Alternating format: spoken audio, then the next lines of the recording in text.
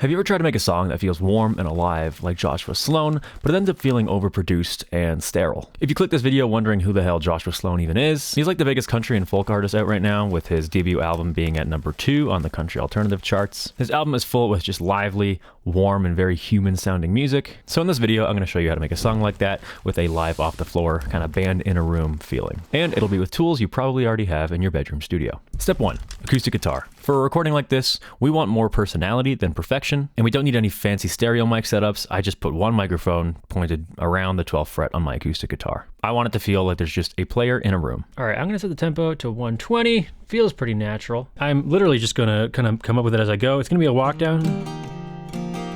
Something to keep in mind. There's a chord that I don't even know if Josh Slone plays, but it feels like it might be what he plays. So this is like how you play a regular F chord. You know, the bar chord.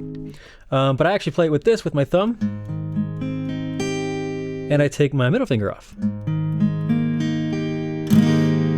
So you can do that, or you can play like a C shape with an F in the bass. Both have some different like colors to it.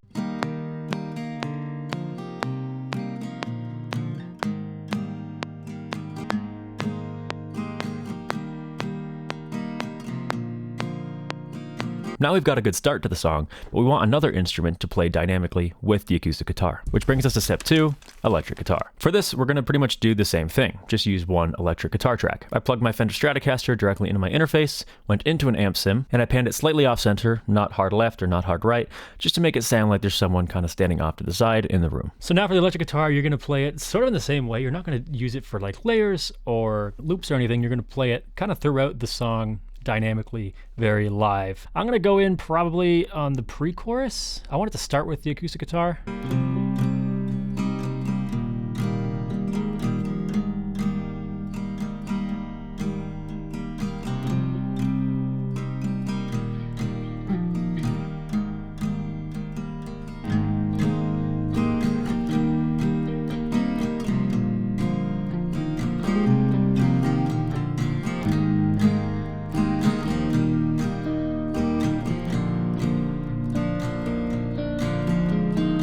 Okay, cool. We've got some instruments interacting with each other, but how do we make the production sound bigger?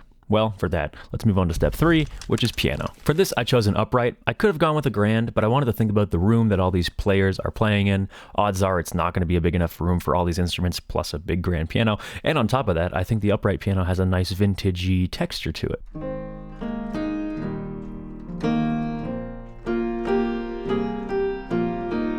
Feels, you know, slightly dusty, slightly more color. I think it fits the vibe perfectly. And by the way, I'm playing this piano on a MIDI keyboard, specifically the KeyStation 61. I heavily recommend playing the piano on a MIDI controller instead of clicking in the notes. Feels much more authentic, much more natural, and you can react a lot more than you can just clicking in MIDI notes. Now, I've got the scale thing on in Ableton. You can, I'm sure, do this in other DAWs. Basically, it's just transposing my MIDI up so that I can play in the key of C. Well, I can play the C notes. But if I took off the scale, it would actually be playing a different key. So just because I don't want to play in the key of D sharp, I don't even know how to play in the key of D sharp on piano. I just transposed it so I can play all the notes in the key of C. Now I'm going to wait until after the first chorus to bring the piano in. I want it to be dynamic. I want it to be exciting. I want to introduce new things. And so if I have the piano throughout the entire song, piano gets boring. So let's just bring the piano in after the first chorus. It'll also give a little bit of life to the second verse.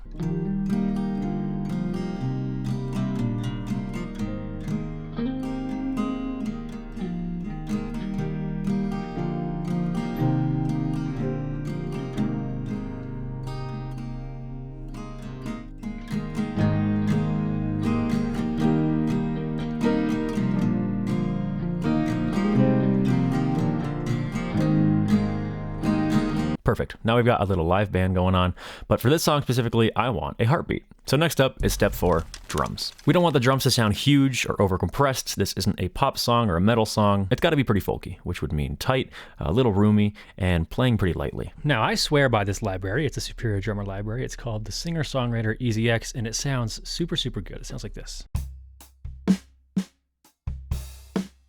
Again, it's much better to use a MIDI controller. You can react better. Plus, up until this point, you've been pretty lively with your performances, so clicking in drums is kind of going to reverse all of that. As for the actual drum part, I'm just keeping it very, very simple. It's going to be something like this. and just variations of that. Some might just have the side stick.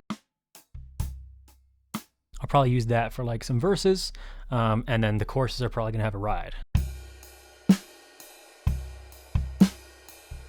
with a crash in it. It's not gonna be that crazy. I think maybe in the pre-chorus we'll bring it in. I'm not entirely sure yet. We can always move it.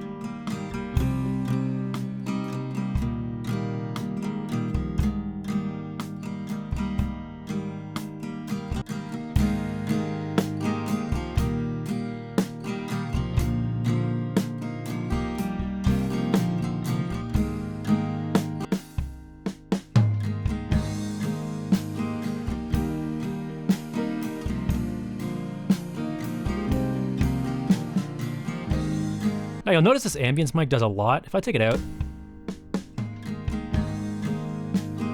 so we're gonna want to blend it in a little bit. So let's see what feels natural.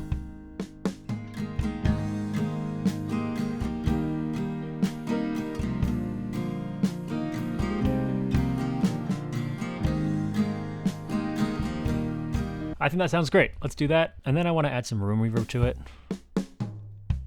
All right, at this point, we've got the backbone of the track, but this is where things start to get much more lively. But before that, hi, I'm Matt, I'm a music producer, and if you're an artist looking for someone to help turn your demos into fully polished and finished tracks, go ahead and click the work with me link below, send me your music, tell me about your music, I would love to help you finish your songs. Anyway, back to the video. It's time for step 5, pedal steel and fiddle. I find that pedal steel and fiddle really create that sense of like human connection. A, it feels like there's more people in the room responding to each other, and B, the way a bow swells or a note slides really feels human and almost sad. For this, I'll be using the fiddle by Indigenous Sounds. It's a contact instrument. So I think the fiddle's gonna come in last chorus. I want the last chorus to be big. Last choruses are kind of supposed to hit home the message. So let's make it big, let's make it memorable.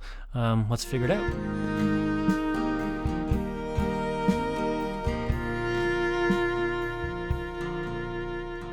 That sounds pretty good. All right, on to the pedal steel. This is the Ink Audio Ink Steel. It is so good. There's a couple of good ones out there. So this instrument is really cool because you can use this little modulation and pitch wheel right here. You can't really see it, but just trust that there's a pitch wheel right here to do stuff like this. Like that. However, with the steel, I do want to add some distortion. Put some little overdrive on there.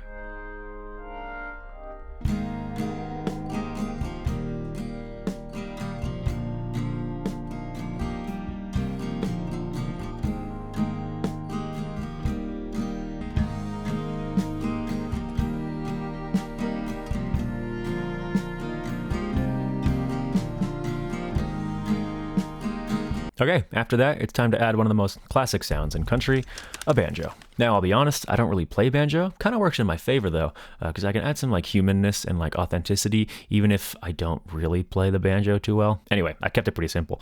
Played what I thought would interact well with the rest of the instruments. I actually did 2 banjo tracks because I just liked the way they sounded. And I used a real banjo, but you can totally use a VST here. In fact, if you find a good banjo VST, let me know what it is, because I've been looking for a good banjo VST. Haven't found one. Banjo time. Banjo time. And it's in tune. Alrighty.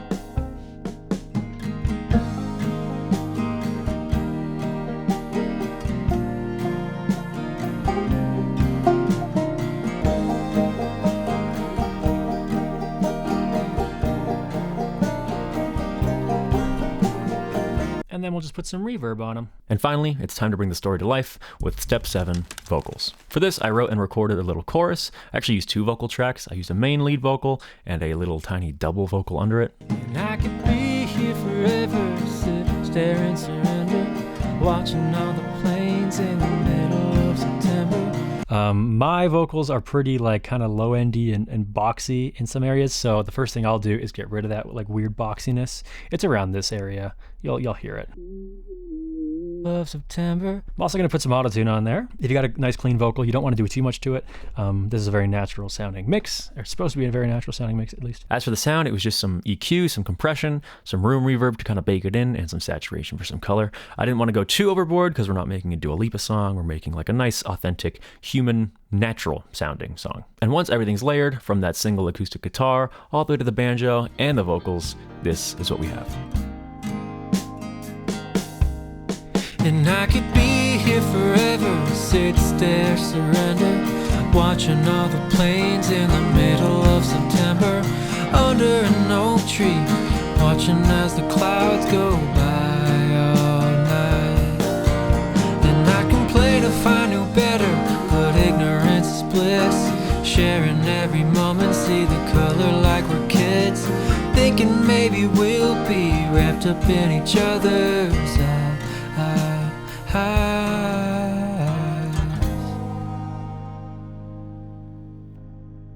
Thanks for watching. Again, if you want to work with me, click the link below. Suggest videos in the comments, and if you like the content, subscribe. See ya.